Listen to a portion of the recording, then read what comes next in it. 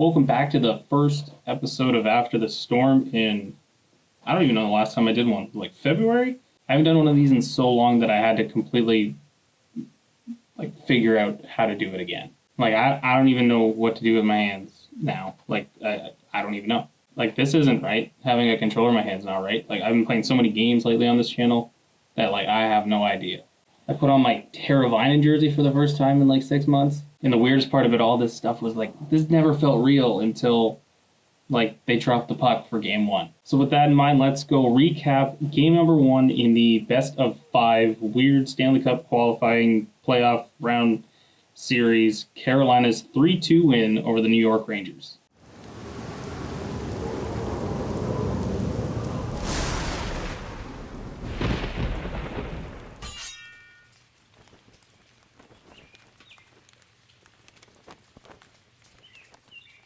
Heading into this game, I actually wasn't nervous, which is weird. Usually I'm always nervous for a playoff game. Maybe it's just because this is the first time I'm doing playoffs with the Carolina Hurricanes. But I actually felt no nerves, and I'm recording this about 2 hours out of game number 2's scheduled puck drop. And even then, I don't really have any nerves, which is strange because leading up to this, I was actually super nervous about playing the Rangers. But after that game 1 and kind of seeing what they were and how good the Canes were, that's one major thing, is I forgot how good this Canes team is built. I don't really know if I'll have nerves for the rest of this. And this was a fun game to start. There was a lot of stuff going on. Brady Shea decided he was going to end Jesper Fast's career, right off the hop. Brady Shea, the former New York Ranger, acquired at the deadline for one of the 2 first-round picks that the Canes have this year, either their own or Toronto's. And he stepped up on his former teammate, completely laid him out. A beautiful hit, set the tone early. And just 61 seconds into this game, a beautiful passing play between Aho, Svechnikov, and Jacob Slavin. Aho feeds the puck up to Svechnikov on the half boards. He goes across the ice to Slavin, who gets it right over Lundqvist's shoulder, right underneath the bar. And the Canes lead 1-0. Stumbling over my words. I have not done this in so long. It's so weird to talk about when I'm not, looking at a video game and just talking about that. But we're going to keep pushing through. Almost immediately after, I think it was Mark Stahl got up and hit, I don't even remember, was it Nietzsche's? Nietzsche's got hit 4 times in this game, and they were all huge hits. I'm not sure if it was Nietzsche's or if it was somebody else, but a forward got hit. And Stahl took a pretty good run at him. And afterwards, for some reason, during a whistle, Williams and Strome fight. And everybody's on the bench, looking at Williams, well, why are you doing this? And then there's just Rod smiling, of course, because Rod's going to smile at Justin Williams throwing hands in the first 5 minutes of a playoff game. I don't really know who won this fight. Strome has the takedown, but Strome's also the one bleeding after it and having his blood scraped off the ice, so maybe we'll just give this one to Dad. A little while later, Vincent Trocheck, who, did we really realize just how good of a player this guy is, even when we traded for him at the trade deadline? I say we, as in the fans. I'm sure Don Waddell and Eric Tulsky definitely knew how good this guy is. He comes down. I'm not even sure who he was one-on-one with, a defenseman. He kind of maneuvers around him, gets a backhander off, which was crazy just thinking about this. He extended and got a full backhander off. It actually gets past Lundqvist, off the crossbar, and out. Trocheck was one of those guys that there's so many people, myself included, we've been off hockey for so long. It was I think it was 140 days we had of a pause. And if you don't pay attention and keep looking at these rosters and realizing it really wasn't obvious that this was going to come back until about a month and a half ago. So if you're not looking at the rosters every day and kind of keeping yourself informed, a lot of people forgot about what happened at the trade deadline. This trade was maybe one of the best to happen out of the deadline as well. Trocheck went for Eric Holla, Lucas Wallmark, and a Chase Prisky as well, I believe, is what the trade ended up being. There was another player in there, Louis Sterainen, who was involved in that trade, I should say. At the end of the day, that trade is very lopsided considering Trocheck has term and his contract's not that bad. He was very good in this one. We're going to talk about him again later for sure. And wrapping up the first period here, and closing out the first period, Brendan Smith coming across the neutral zone, Martin Nietzsche's a little bit of a head down play, not paying attention so much. He gets absolutely leveled by Brendan Smith. Welcome to the playoffs, Marty. This is going to keep happening if you skate like that. We go into the first intermission up 1-0, looking pretty good. It was a very good period. A lot happened in the beginning portion of the period, and then it slowed down towards the end. Early on in the second period, Warren Fogle ends up with this weird breakaway, and for some reason I remember this was like a flashback to the regular season, where every time we had breakaways with players on this team, it always ended up being like Warren Fogle or like Jordan Martinook or something. These guys, for some reason, always ended up as the ones who were in that situation. Very rarely was it like Aho, or when it was Aho, it was when Aho couldn't score to save his life, and he would always miss. Fogle gets a breakaway chance. Actually, the ref gets in the way of the Rangers defender coming back on the play, which I kind of laughed at, but I'm sure if you were a Rangers fan and this had gone in, if you're a Rangers player and this had gone in, you'd be absolutely livid about. But Henrik Lundqvist stops him very well on the breakaway. Henrik Lundqvist in this game had a phenomenal game, which was a bit worrisome. Of course, the Canes did win this one, so you can't really look at it too much, but he had a very good game. A little while later, again, Aho and Svechnikov, these guys come up a bunch in this game. Svechnikov, a nice passing play. He centers one in on the power play with Justin Williams sitting in front doing a screen, also looking for a tip. Pass comes into the slot. Aho tips it past Henrik Lundqvist, and the Carolina Hurricanes lead 2-0 in the second period. I'm not sure when the second big hit that we saw on Martin Nietzsche's happened, but there was a point where he got sandwiched by like two players, and like his helmet like comes off and his face like pulls back. It's hilarious to watch, but hopefully Marty fixes that going forward, because we would like to see Marty stay in the lineup. In closing out the second period, Ryan Lindgren with a shot from the point with the Rangers is tipped on by Mika Zibanejad. It gets past Mrazek, and the game is 2-1 heading into the second intermission. Jumping back to that goal before the end of the second period with Zibanejad, he's been on fire all season. He had over 40 goals. He was leading the Rangers in almost every category on their team, even on a team that had Artemi Panarin. And I think shutting down Panarin is pretty easy for the Canes. They have enough defensive power to be able to do that. But shutting down Zibanejad is just as important, and they have to continue to make that a game plan. So heading into the third period, the Canes remain up 2-1. Certainly not a finished game at this point. Early on in the period, though, a centering pass to Jay Gardner. A great chance. Lundqvist, blocker stop. Huge one to keep the Rangers in the game and keep it 2-1. But not too much later, Martin Nietzsche's with a point shot. It looked like Trocheck had like sort of tipped it, but on the broadcast it looked like that. I'm pretty sure both broadcasts, the Fox Sports Carolinas one with Mike Maniscalco and the NBC one with John Forsland, both kind of reported the same thing. They both said it was tipped in by Trocheck. However, it goes off Mark Stahl's skate in front off the Nietzsche shot. It's 3-1. Martin Nietzsche has his first of the playoffs, and I'm sure that'll make the hits he took feel a little bit better in this one as he gets what would turn out to be the game winner. Another play a little bit later on as the Canes are now up 3-1, looking for a dagger to put this one out. Svechnikov and Aho hook up again a little bit later in the period. This play was so nice. A great pass over by Svechnikov in front and a huge stop by Henrik Lundqvist.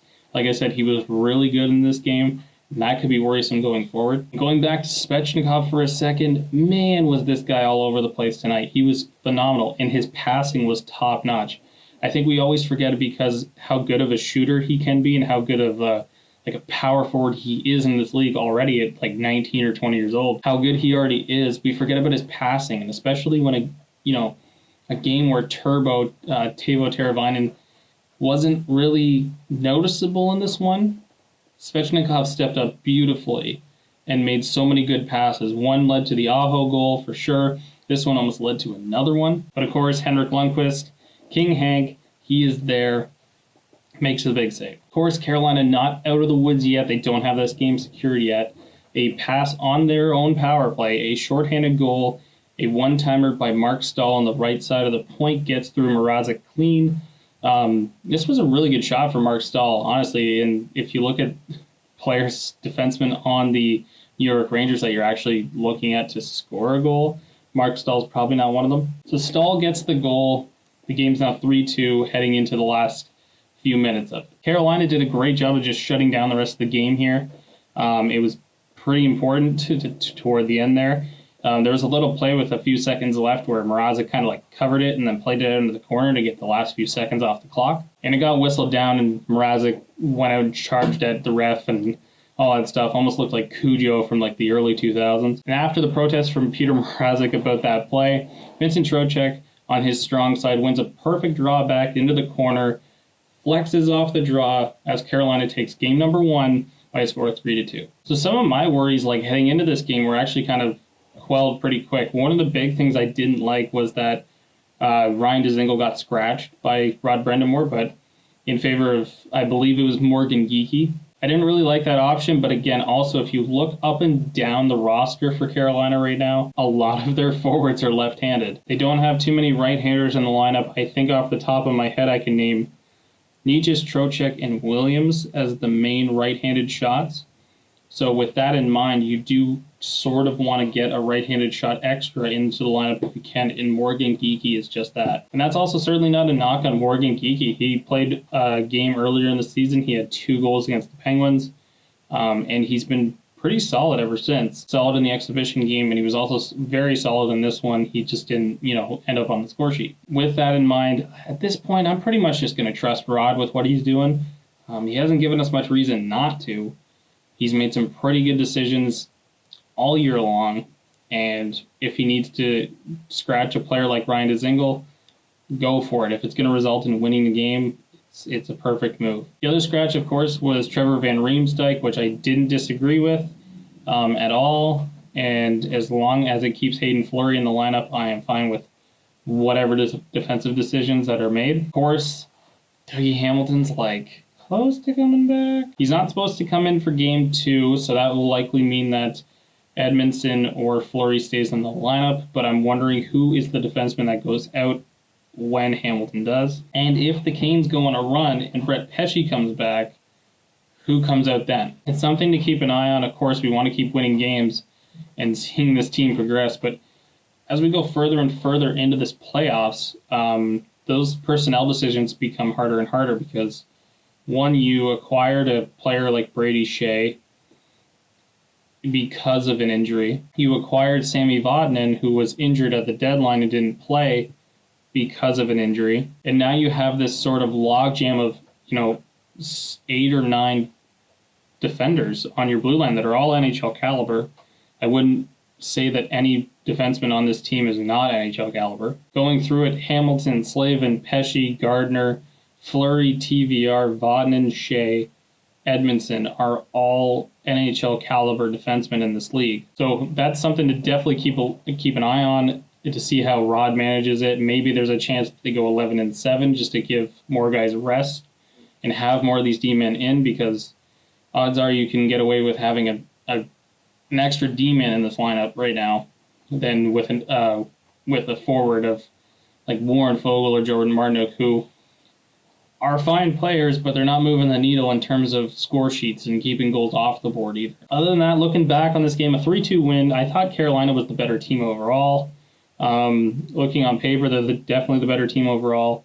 New York, the Rangers are a top-heavy squad, so a defensive unit like Carolina's is perfect for this matchup. The Rangers, of course, did have moments. This wasn't not a close game by any stretch. And how long can you keep Artemi Panarin shut down in this series is going to be a big question. Sebastian Aho and Andrei Svechnikov were unbelievable tonight. Or in this game, I should say, not tonight. But in this game, they were unbelievable. They were so good all over the ice. These two have an incredible amount of chemistry together. I'm excited to see how that goes for the rest of the series. Peter Mrazek was not my choice to go into the net for game 1, but it turned out to be the best decision.